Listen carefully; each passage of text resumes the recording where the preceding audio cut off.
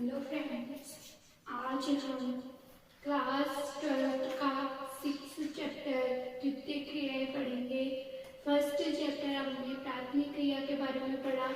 उसमें हमने पढ़ा कि अधिकतर लोग कृषि कार्य में संलग्न होते हैं प्राथमिक क्रिया में, तथा द्वितीय क्रिया में हम कच्चे माल को मूल्यवान वस्तु के रूप में बदलते हैं।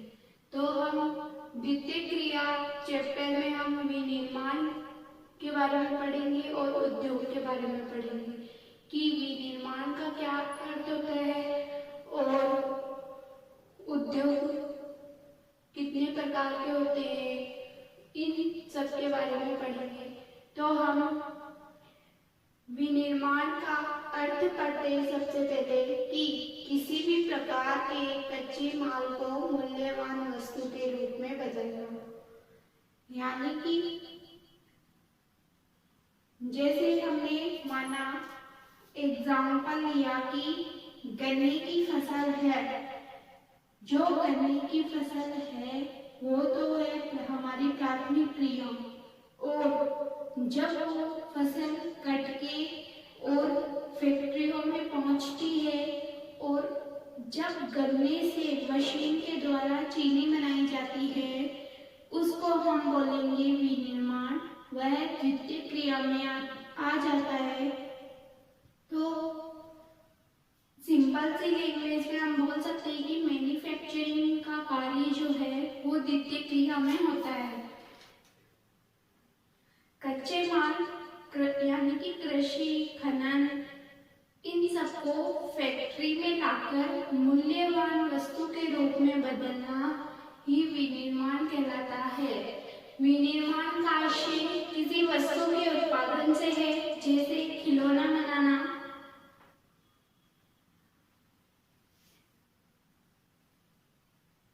बनाना, यानी कि उस फैक्ट्रियों के द्वारा खिलौना तैयार करना और फिर उसको बाजारों में बेचना। तो मतलब खिलौने के रूप में उसको बदल रहे हैं। प्लास्टिक का हम खिलौना बना रहे हैं, तो प्लास्टिक को हम खिलौने के रूप में बदल रहे हैं और फिर उसको बाजार में बेच रहे, तो वो हमारा हुआ विनिर्माण। तो द्वितीय क्रियाओं में कच्चे माल का महत्व बढ़ जाता है और प्राकृतिक संसाधनों का महत्व भी बढ़ जाता है। कैसे कि प्राथमिक क्रिया से जो हमने प्राथमिक क्रिया में केवल कृषि कार्य के बारे में पढ़ा। कृषि कार्य में सारे लोग संलग्न रहते हैं, तथा द्वितीय कार्य में क्या होता है, सब फैक्ट्रियों से संबंधित होता है, उद्योग से संबंधित होता है।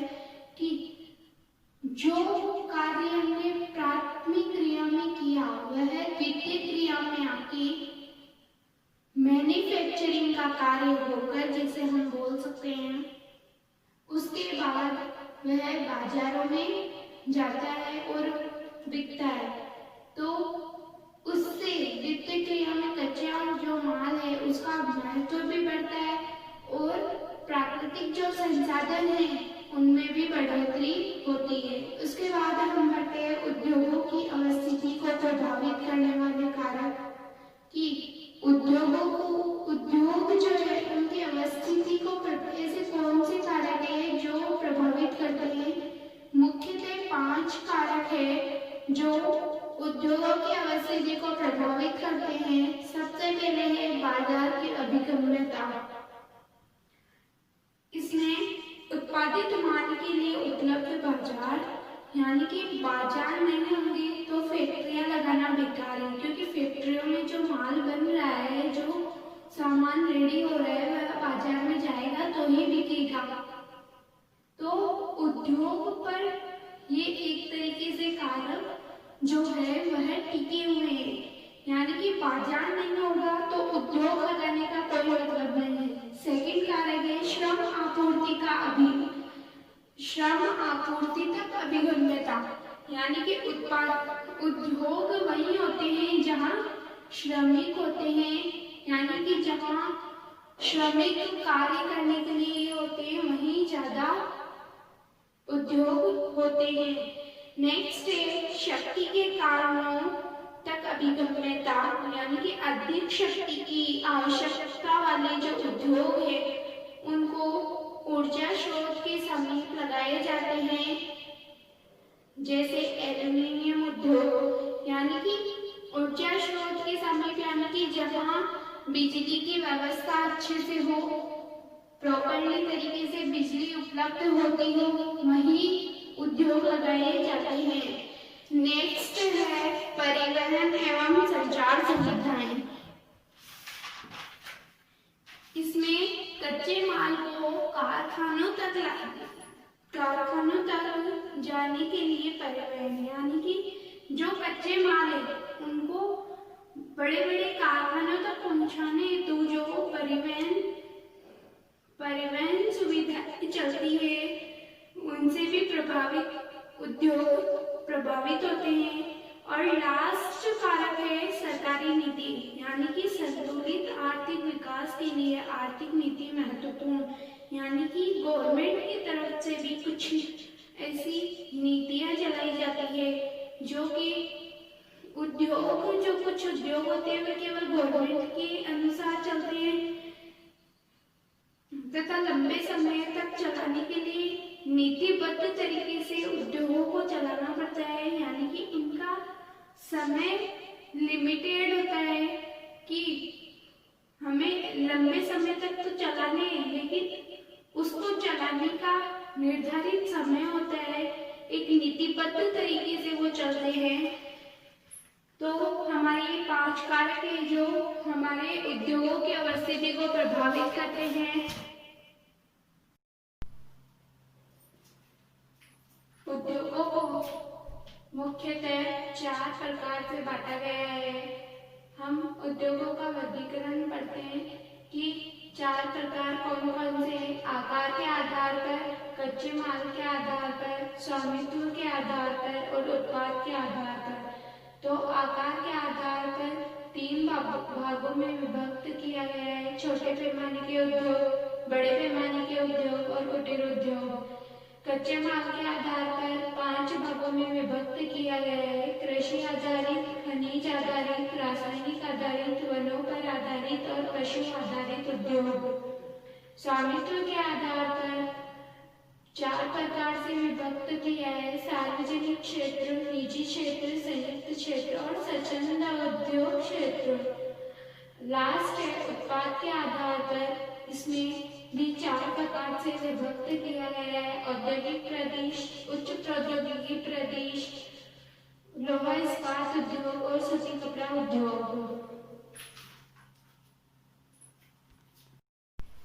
अब हम सबसे पहले बढ़ते हैं आकार के आधार पर उद्योग। आकार के आधार में सबसे पहले है छोटे पैमाने के आधार पर, इसमें कम पूंजी की आवश्यकता होती है तथा कम मशीनों की आवश्यकता होती है और स्थानीय कच्चे माल का प्रयोग ज्यादा किया जाता है तथा श्रमिकों की आवश्यकता होती है। जैसे उदाहरण है चमड़ा उद्योग, कूलर उद्योग, ये छोटे पैमाने के आधार के अंतर्गत उद्योग आते हैं। सेकंड है बड़े पैमाने के उद्योग, इसमें बड़ी बड़ी मशीनों व अधिक पूंजी की आवश्यकता होती है, कच्चा माल का आयात किया जाता है, अधिक कुशल श्रमिक की आवश्यकता होती है। छोटे पैमाने से ज्यादा बड़े पैमाने में श्रमिकों की आवश्यकता होती है। इसके अंतर्गत जो उद्योग है वह है लोहा इस्पात उद्योग, मोटर गाड़ी इस्पात उद्योग। और थर्ड है कुटीर उद्योग, यह निर्माण की सबसे छोटी इकाई होती है। इसमें शिल्पकार मजदूर स्थानीय कच्चे माल का उपयोग करते हैं तथा दैनिक जीवन की छोटी छोटी चीजों का निर्माण होता है और उन निर्माण वस्तुओं को स्थानीय बाजारों में बेचा जाता है तथा अधिक पूंजी व परिवहन की आवश्यकता होती है। इसके अंतर्गत मूर्ति निर्माण कार्य, चटाई बनाना, ये सब किया जाता है।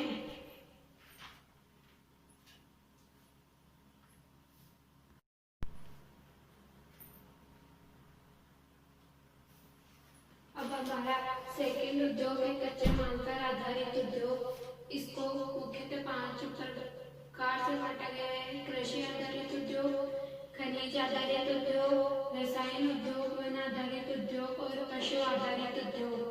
हम सबसे पहले कृषि आधारित उद्योग में पढ़ते हैं कि खेतों से प्राप्त कच्चे माल को विभिन्न प्रक्रियाओं द्वारा तैयार माल में बदलकर विक्रय के लिए बाजारों में भेजा जाता है। जैसे कृषि से जो भी प्राप्त फसल है वह सब फैक्ट्रियों पर आश्रित होती है। वह फसलें फैक्ट्रियों में आकर कच्चा माल फैक्ट्रियों में आके और फिर वह तैयार होता है, तैयार होकर बाजार के लिए बिक्री के लिए भेजा जाता है। जैसे शक्कर, अचार, तेल, मसाले। जैसे गन्ना है तो गन्ने की फसल होने के बाद में फसल कटकर तैयार हो जाती है, उसको फैक्ट्रियों में भेजा जाता है तो गन्ने से शक्कर बनती है। शक्कर बन के फिर वह बाजारों में बिक्री के लिए भेजते हैं। सेकंड है खनिज आधारित उद्योग। खनिजों का कच्चे माल के रूप में उपयोग लिया जाता है। जैसे सीमेंट, मिट्टी के बर्तन, यानी कि खुदाई द्वारा निकलने वाला जो माल है उसको फैक्ट्रियों में लाकर और अनेक प्रकार से आइटम्स वगैरह बनाए जाते हैं। नेक्स्ट है रासायनिक आधारित उद्योग। रासायनिक यानी कि केमिकल की जो फैक्ट्रियां है उसमें प्राकृतिक रूप से पाए जाने वाले रसायन खनिजों का उपयोग होता है। जैसे कृत्रिम रेशे बनाना, प्लास्टिक बनाना। और फोर्थ जो प्रकार है वन पर आधारित, यानी कि वन पर आश्रित, जैसे लकड़ी और कागज। तो वनों से प्राप्त कच्चे माल का उपयोग कर बनाई जाने वाली वस्तुएं, जैसे लकड़ी से बने सामान, फर्नीचर, कागज उद्योग, निर्माण आदि सब। और लास्ट है पशु आधारित। इसमें चमड़ा या ऊन से प्राप्त कच्चा माल, जैसे ऊन, चमड़ा, हाथी दांत, यानी कि पशुओं से हमें चमड़ा प्राप्त होता है, ऊन प्राप्त होती है उनके बालों से, तथा उनको चमड़ा या ऊन को फैक्ट्रियों में लाके उनसे स्वेटर वगैरह बनाना, जैकेट वगैरह बनाना और भी बहुत सारी चीजें बनाना। हाथी दांत भी लाकर हाथी दांत से भी अनेक प्रकार की मूर्तियां वगैरह निर्माण किए जाते हैं।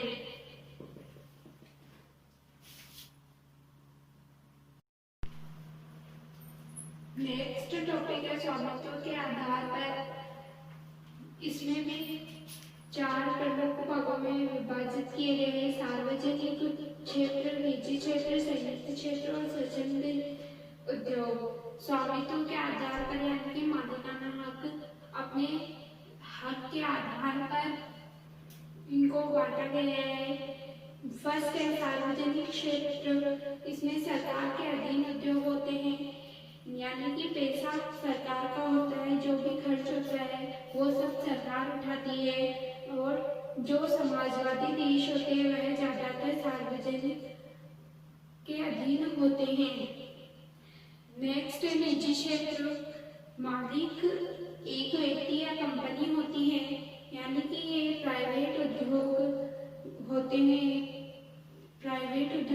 इसमें जो उद्योग का मालिक होता है वह एक ही व्यक्ति होता है, तथा पूंजीवादी जो देश है वहाँ ये व्यवस्था अधिक होती है।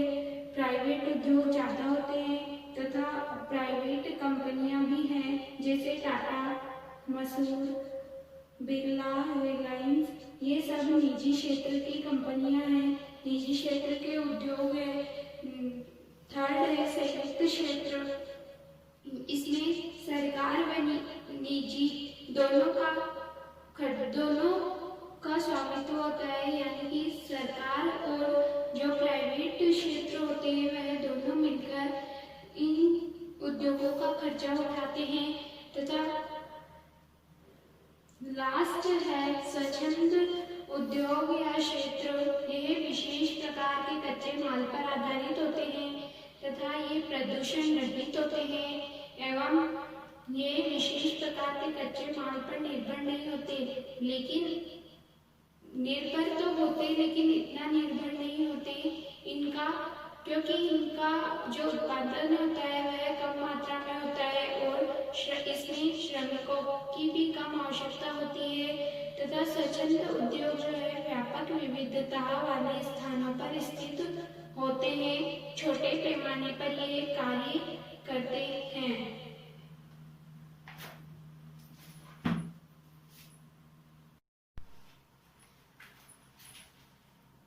अब हम लास्ट उद्योग के बारे में पढ़ेंगे, जो कि है उत्पाद के आधार पर।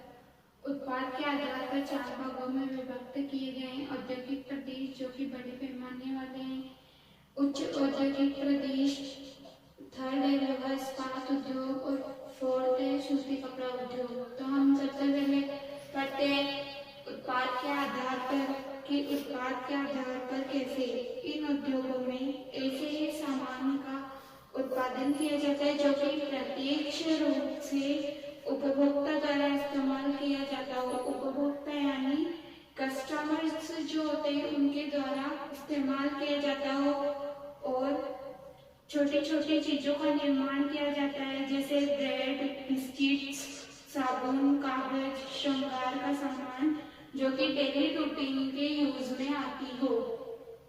अब हम पढ़ते हैं औद्योगिक प्रदेश जो कि परंपरागत रूप से बड़े पैमाने वाले प्रदेश हैं। परंपरागत यानी कि पुराने जमाने से चले आ रहे प्रदेश तथा ये प्रदेश चारों तरफ से उद्योगों से घिरे हुए हैं एवं यह भारी उद्योग होते हैं। इसमें इंजीनियरिंग, केमिकल उद्योग, वस्त्र उद्योग आदि शामिल होते हैं। इन्हें धुएं की चिमनी वाले उद्योग भी कहते हैं। यहाँ का रोजगार का जो अनुपात होता है वो ऊंचा होता है और सेवाएं विकसित रूप से नहीं मिल पाती हैं एवं प्रदूषण की समस्या भी काफी रहती है। सेकंड है उच्च प्रौद्योगिकी प्रदेश। ये नवीनतम उद्योग होते हैं। इसमें टेक्नोलॉजी काफी उन्नत होती है तथा उत्पादों का उत्पादन जो होता है गहन शोध के बाद किया जाता है। इसमें यंत्र मानव भी कार्य करते हैं। यंत्र मानव यानी कि जो रोबोट होते हैं उनके द्वारा कार्य होता है, इसलिए श्रमिकों की आवश्यकता बहुत कम होती है एवं ये उद्योग काफी साफ सुथरे होते हैं और इन उद्योगों में जो भी वस्तु निर्माण होता है उन वस्तुओं पर डिजाइन जो की जाती है वह कंप्यूटर आधारित होती है। थर्ड है लौह इस्पात उद्योग। यह सभी उद्योगों का आधार है। इसमें